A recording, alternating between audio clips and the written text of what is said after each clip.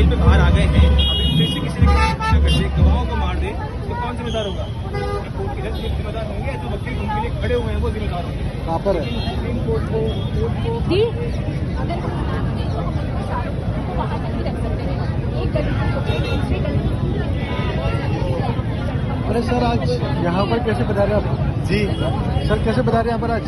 ये जयपुर के जो जीव प्रेमी हैं, डॉग लवर हैं, श्वान प्रेमी हैं, वो सभी प्रेमी उनकी सुरक्षा के लिए, उनके संरक्षण के लिए और उनकी आगे लाइफ को स्थायित्व देने के लिए यहाँ इकट्ठे हुए हैं, एक समारोह के रूप में, एक कार्यक्रम के रूप में, जिससे कि जो जीव हैं, जिन कुत्तों के प्रति निर्भरता और क्रूरता का व्यवहार कुछ लोग, कुछ सरकारें, कुछ अफसर अपनाते हैं और कानून का, नियम का, विधि का पालन नहीं करके कुत्तों के नाम पे करोड़ों रुपया वो भ्रष्टाचार करके फर्जीवाड़े से खा जाते हैं और सारा दोष उन्हें जीवों पर डाल देते हैं। आज सांप के कटने से भी मृत्यु होती है, तो आप कहोगे सांप खत्म कर दो धरती से।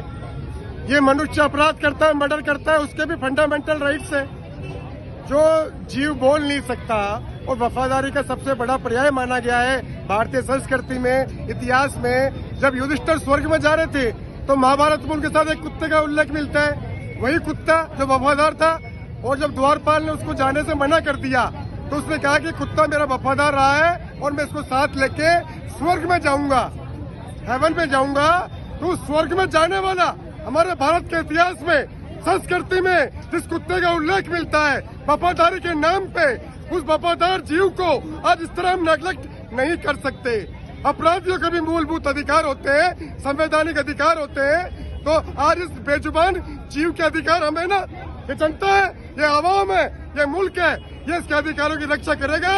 और सम्माननीय उच्चतम न्यायालय, आपका सम्मान है, आप ऑनेबल है, आप ऑनेबल रहेंगे, लेकिन इस पृथ्वी का, इस प्रकृति का संतुलन उसे आप नहीं बिगड़ने दें। और जो भ्रष्ट अफसर जिन्हें आप भर्ती करते हैं, जो लोकल बॉडीज है, जो म्युनिसिपल कॉरपोरेशन है, जो अपनी ड्यूटी, अपना राज्य के कर्तव्य निर्वहन भ्रष्टाचार करके इन जीवों के हिस्से का पैसा खा रहे हैं, उनको तत्काल दंड मिलना चाहिए।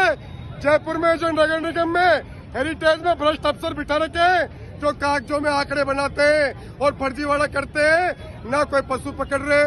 जो हमारा पशु है उनकी डेयरियां चला रखी है, रोज उनसे हमारी बहन बेटियों की मौत हो रही है, एक्सीडेंट हो रहे हैं। एक अंग्रेज मर गया कुछ साल पहले जलेबी चौक टूरिज्म रानी के महल के सामने, तो वो माफिया डेयरियां बंद करो।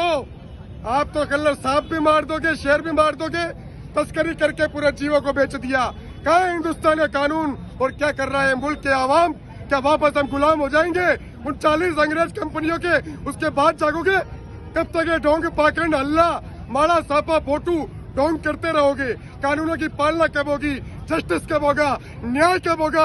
कब तक हम अपना काम धंधा छोड़ के इस तरह प्रोटेस्ट करते रहेंगे? कहाँ है वो सरकार, उत्तरदायी शासन? इसकी ड्यूटी है कानूनी हमें सुविधाएं देना, सुख देना। इस वफादार जानवर के प्रति इस तरह क्रूरता मत करो, वरना यह आक्रोश जिस तरह हरित क्रांति गेहूं के लिए हुई, मछली के लिए श्वेत क्रांति हुई, दूध क्रांति हुई, उसी तरह एक सुहान क्रांति हो जाएगी। ये आवाम जाके ही तो और उतार के फेंक देगी उन तख्तो ताज को। पहले भी इतिहास गवा रहा है, रोम, मिस्र, यूनान सब मिट गए। कुछ बात है कि मेरे आवाम की, मेरी इस मातृशक्ति की हस्ती मिटती नहीं हमारी। तो ये वार्निंग नहीं है, ये बैलेंस के लिए, इस प्रकृति परमेश्वर की रक्षा के लिए इन नकली ढोंग पाखंड, इन भ्रष्ट अफसरों को पकड़ के इनके पदों से उतार दे और वास्तविक आंकड़े जारी करे। जितना पैसा भ्रष्टाचार का है उनका ब्याज समेत उनसे वसूल करे, उसके बाद इस जीव के प्रति सोचे। और ऑनेबल कोर्ट है, उसने कहा है कि जो लोकल बॉडीज है, जो म्युनिसिपल कॉरपोरेशन है, जो निकाय है, उन्होंने कहीं ना कहीं अपनी लीगल ड्यूटी करने में लापरवाही करी है। वो तो आप जयपुर में भी देख रहे हो किस तरह अवैध माफिया हमारे हेरिटेज, यूनेस्को, विरासत को खत्म कर रहा है और एक भी अफसर अपने ऐसी महलों से बाहर नहीं निकल रहा। और इन नकली ढोंग पाकड़ करने वाले जो अल्लाह माड़ा सापा रोज रास्ता जाम करते हैं, हमारी बच्चियों को, हमारे स्टूडेंटों को, हमारे बुजुर्गों को, हमारे बीमार लोगों को रोज कितनी तकलीफ होती है। रोज यात्राओं के नाम पे, वोट बैंक के नाम पे ये परेशान करते हैं। इनके खिलाफ कोई कानून नहीं है क्या? तो ये वफादार जीव है, इसको वफादार रहने दो, इसको हिंसक मत बनाओ। इसको क्रूर मत बनाओ, इसकी नस्ल मत बदलो। तो इनके अधिकारों की रक्षा की जाए। ऑनरेबल कोर्ट से हम दरखास्त करते हैं, गुजारिश करते हैं। और जो मैन भ्रष्ट अफसरों की फर्जी रिपोर्टें हैं, जो आवाम की आवाज को, जनता की आवाज को ऊपर तक नहीं पहुंचने देते, माननीय न्यायालय तक, माननीय जस्टिस साहब तक, वो आवाज हम बोल रहे हैं, हमारी मातृशक्ति बोल रही है। और ये जो लवर्स, जो प्रकृति के लवर्स हैं, जीवों के लवर्स हैं, वो हर जीव के लिए लड़ेंगे हम।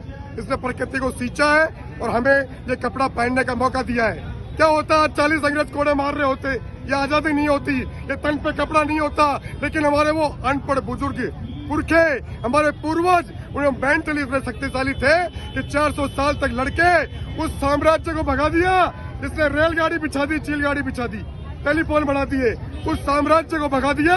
तो ये आवाम बहुत मजबूत है, बहुत शक्तिशाली है। जो अवैध कानून लाएंगे, उन कानूनों को निरस्त करवाना भी हम जानते हैं। लेकिन सम्माननीय न्यायालय, हम प्रकृति से खिलवाड़ नहीं होने देंगे। इस स्वान से, इस वफादारी से, इस मुल्क की मिट्टी से हम दगाबाजी नहीं होने देंगे। किसी हौस में नहीं रहे, किसी के विश्वास में नहीं रहे। ये फर्जी अफसर जो अपनी मन मर्जी की रिपोर्टें बनाते हैं और चाहे जैसा कानून बनवा के उसी जनता पे लाद देते हैं, ये नहीं चलेगा इस देश में। ये भारत भूमि है। या अच्छे आए और अच्छे इसी मिट्टी में मिल गए। कई साम्राज्य आए, उनको इसी मिट्टी में मिला दिया। लेकिन ये देश कायम है यहाँ की आवाम की वजह से, यहाँ की संस्कृति की वजह से, यहाँ के त्याग, बलिदान, शौर्य की वजह से। जयचंद गद्दार होते आए, पहले भी होते थे, आज भी हैं और होते रहेंगे हमारे जाने के बाद भी। लेकिन हम उनके मंसूबों में सफल नहीं होने देंगे। इनकलाब जिंदाबाद, इनकलाब जिंदाबाद, भारत माता की जय, स्वान देव की जय, स्वान देव की जय, इनकलाब जिंदाबाद, इनकलाब जिंदाबाद, भारत माता की जय।